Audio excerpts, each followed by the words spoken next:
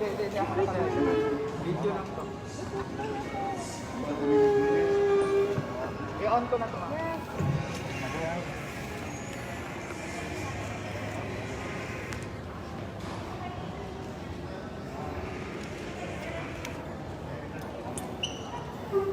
Good afternoon. My name is Marvin Kim Tan, and I will be your MC for the short ceremony.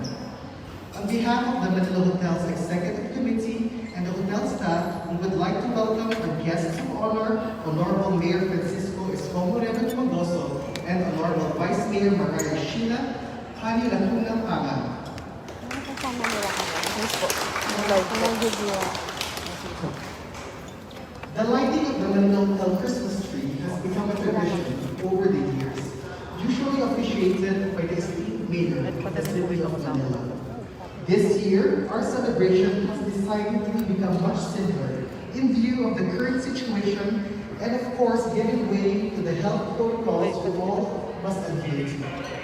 But undeterred by all these challenges, our simple tree lighting both mark the Christmas season and symbolizes the hope that things will get better in the days to come. With our theme this year, Pasko ng Pagkakaisa, we hope to bring everyone together to protect each other and help uplift one another to triumph over these circumstances.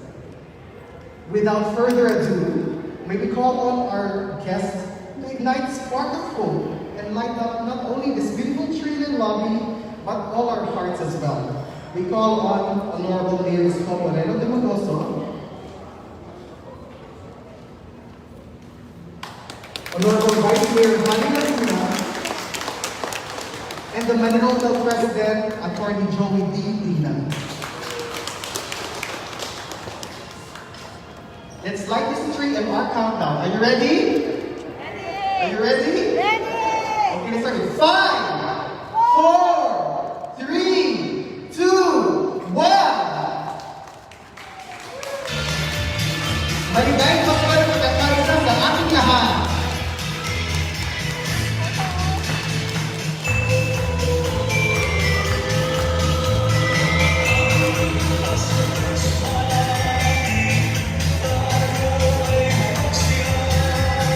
God first po! God first!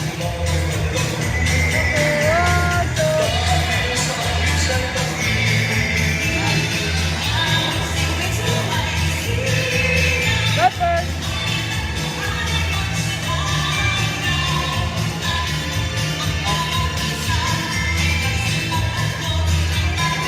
Okay, we will now invite our esteemed guests for a simple afternoon snack featuring our Christmas iced tea that includes special puto bumbong and our signature bibingka Manila Hotel, which will be our entry to the City of Manila's Manila Restaurant Week June 9th season. Merry Christmas everyone and good afternoon.